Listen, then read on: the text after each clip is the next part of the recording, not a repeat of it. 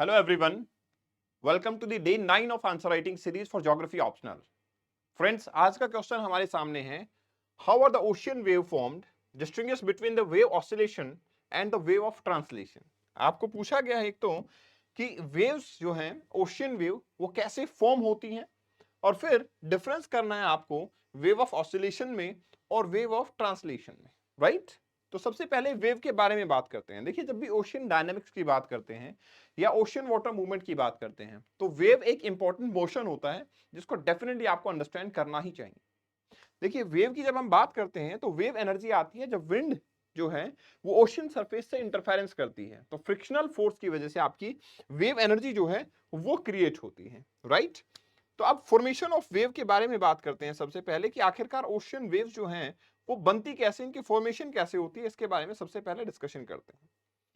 तो नेचुरल सी बात है, विंड का इन्फ्लुएंस जो है वेव की फॉर्मेशन में नजर आता है। Most common cause of ocean wave है विंड। जब भी आपके सरफेस की इंटरेक्शन होगी, फ्रिक्शनल फोर्स होगा, वही एनर्जी आपके पार्टिकल को ट्रांसफर हो जाएगी। साइज और एनर्जी ऑफ द वेव जो है वो काफी सारे फैक्टर पे डिपेंड करती है, जिसमें सबसे पहला फैक्टर आएगा विंड स्पीड। अगर काफी स्ट्रॉन्ग विंड है तो आपका लार्जर और मोर पावरफुल वेव क्रिएट हो जाएंगी। नेचुरल सी बात है, स्ट्रॉन्गर वेव्स है, स्ट्रॉन्गर विंड्स हैं तो ज्यादा एनर्जी ट्रांसफर होगी। More energy transfer simply means a very huge volume of wave will be there. दूसरा इंपॉर्टेंट फैक्टर होता है फेच। फेच क्या होता है?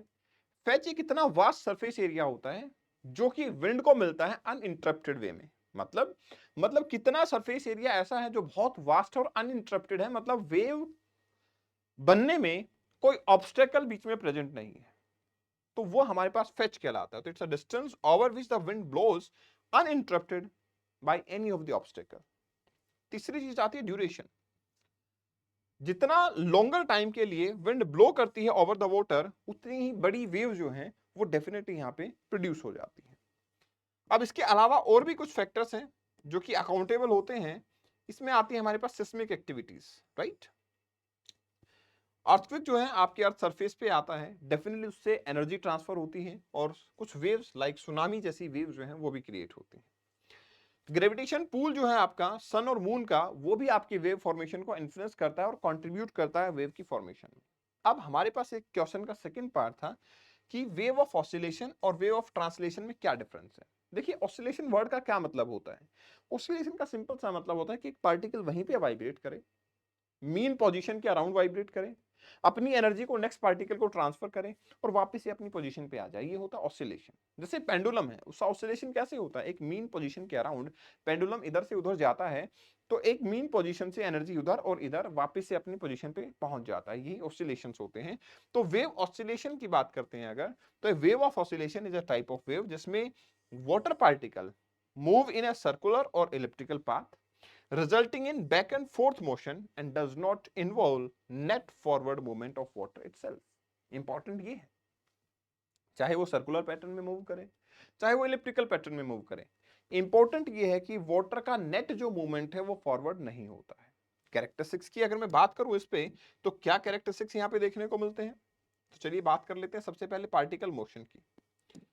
देखिए, इन डीप वाटर अगर मैं बात करता हूं जहां पे डेप्थ काफी ज्यादा होती है, हाफ ऑफ दी वेवलेंथ अगर डेप्थ देखने को मिलती है, तो पार्टिकल पूरे सर्कुलर ऑर्बिट के अंदर मूव करता है और एनर्जी को नेक्स्ट टू नेक्स्ट ट्रांसफर करता रहता है। ये मोशन जो है डेप्थ के साथ में डिमिनिश हो जाता है, ठीक है? जैसे कि मतलब डीपर वाटर जो है वहां पे पार्टिकल एक्सपीरियंस करता है लेस मूवमेंट और सरफेस पे जो है वो ज्यादा मूवमेंट, क्योंकि फ्री होता है, इलास्टिसिटी सरफेस के ऊपर ज्यादा हो जाती है पार्टिकल के साथ में। और जब ये वाइब्रेट कर रहा होता है, जब ये मूव कर रहा होता है सर्कल पे, तो ये एनर्जी नेक्स्ट पार्टिकल को ट्रांसफर करता है, फिर नेक्स्ट पार्टिकल मूव करता है, वो नेक्स्ट को ट्रांसफर करता है एंड सो ऑन, ये प्रोसेस चलता चला जाता है। अब वेव प्रोपगेट कैसे होती है फिर? तो वेव प्रोपगेशन में होता है कि energy of the wave will travel forward. Water particle जो हैं वो तो सिर्फ ऑसिलेट करेंगे, अपनी ओरिजिनल पोजीशन पे आ जाएंगे और ये अपीयरेंस होगा कि वो अपने सर्कुलर मोशन को एग्जीक्यूट करते नजर आ रहे हैं। अकरेंस की अगर मैं बात करता हूं यहाँ पे, तो मुझे ये पता लगता है कि जो ऑसिलेशन है टिपिकली डीप वाटर के अंदर मिलते हैं और शोर लाइन से काफी दूर होते हैं, क्योंकि शोर लाइन तक जाते जाते आपकी जो वेव का सर्कुलेशन मोशन है ना वो टूटना शुरू हो जाता है, और जब सर्कुलेशन मोशन टूट गया तो मीन पोजीशन पे वापस पार्टिकल का आना पॉसिबल नहीं होता, इसलिए पार्टिकल जो है आपका वो फॉरवर्ड मूव कर जाता है। कुछ एग्जांपल्स हैं, जैसे आपको ओशियन स्वेल्स की बात करेंगे तो ये लॉन्ग वेवलेंथ वेव्स क्रिएट होती हैं, डिस्टेंट स्ट्रॉम क्रिएट होते हैं, ये क्लासिक एग्जांपल है ऑसिलेशन का। अब वे ऑफ ट्रांसलेशन की बात करते हैं। जब वे ऑफ ट्रांसलेशन की बात आती है तो इससे वे ऑफ ट्रांसलेशन जो है ये होता है आपका वेव अप्रोच करती है शैलो वाटर को, ऑर्बिटल मोशन यहां पे देखने को मिलता है, लेकिन जो आपका ऑसिलेशन हो रहा था ना वो ब्रेकआउट हो जाता है और वाटर जो है यहाँ पे फॉरवर्ड मूव करता है। तो डिफरेंस सिर्फ ऑसिलेशन और ट्रांसलेशन में ये है, ऑसिलेशन में पार्टिकल आगे मूव नहीं करता है, लेकिन ट्रांसलेशन में जो वाटर पार्टिकल्स हैं वो भी आगे मूव करते हैं। कैरेक्टरिस्टिक्स क्या होंगे? पार्टिकल मोशन की बात करेंगे तो मुझे ये पता है कि ये शैलो वाटर के अंदर देखने को मिलेगा, इसकी प्रॉक्सिमिटी जो है वो सी बेड पे ज्यादा होगी, डीप ओशन वाटर के अंदर नहीं होगी। यहाँ पे वेवलेंथ कंपैरेटिवली शॉर्टन वेवलेंथ होती है, लेकिन सबसे इंपॉर्टेंट चीज ये है कि यहाँ पे जो ब्रेकिंग होती है उस ब्रेकिंग की वजह से पार्टिकल के वाटर के पार्टिकल जो है वो फॉरवर्ड मूव करते हैं, वो आपका मोशन जो है वो एग्जीक्यूट होता है आपके in the another direction, the forward direction. Wave propagation की बात करेंगे तो अनलाइक द वेव ऑसिलेशन, यहाँ पे जो वेव है वो क्या हो रही है? ट्रांसलेट हो रही है, वो पार्टिकल जा रहे हैं, मतलब मटेरियल भी यहाँ पे ट्रांसफर हो रहा है। That's why it is responsible for the transportation of, it is responsible for the transfer of energy as well as water। तो इसकी अकरेंस होती ऐसे है कि यहाँ पे मोशन चल रहा होता है, शैलो वाटर की तरफ वाटर पहुंचता है, आपकी वेव कट हो जाती है, वेव कट होने के बाद में पार्टिकल आपका फर्दर मूव अहेड कर जाता है, यहाँ पे मोशन पार्टिकल का हो जाता है। एग्जाम्पल जैसे आपको दिया हुआ है सर्फ वेव का, जो कि क्या करती है? क्रैश करती है बीच के ऊपर जाके, ठीक है, और जब वो क्रैश करती है बीच पे जाके तो फिर पार्टिकल इवन सेडिमेंट्स को भी अपने साथ मूव करवाते हैं। इससे इंपैक्ट ये होता है कि इन वेव्स की वजह से काफी ज्यादा इरोजन होता है और नए नए लैंडफॉर्म डेवलपमेंट कोस्टल एरिया में देखने को मिलते हैं। तो अगर मैं कंक्लूजन देना चाहूं इस पे, तो मैं अपने आंसर को ऐसे कंक्लूड करूंगा कि जो वेव ऑफ ऑसिलेशंस हैं उसमें सिर्फ और सिर्फ एनर्जी मूव करती है, पार्टिकल मूव नहीं करते, मटेरियल मूव नहीं करता।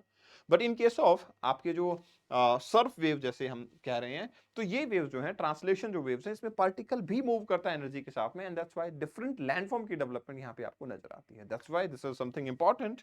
और इंपॉर्टेंट ये भी है कि जो आपका ऑसिलेटरी वेव से ट्रांसलेटरी वेव का जो ट्रांजिशन है वो काफी क्रिटिकल होता है, क्योंकि उसके अंदर काफी लॉस ऑफ एनर्जी देखने को मिलता है, एज वेल एज पार्टिकल का मूवमेंट टोटली चेंज हो जाता है। ये हमारे ओशियन मूवमेंट के लिए काफी क्रूशियल पॉइंट होता है। चलिए फिर मिलते हैं नेक्स्ट डिस्कशन में। Thanks a lot, take care, bye bye.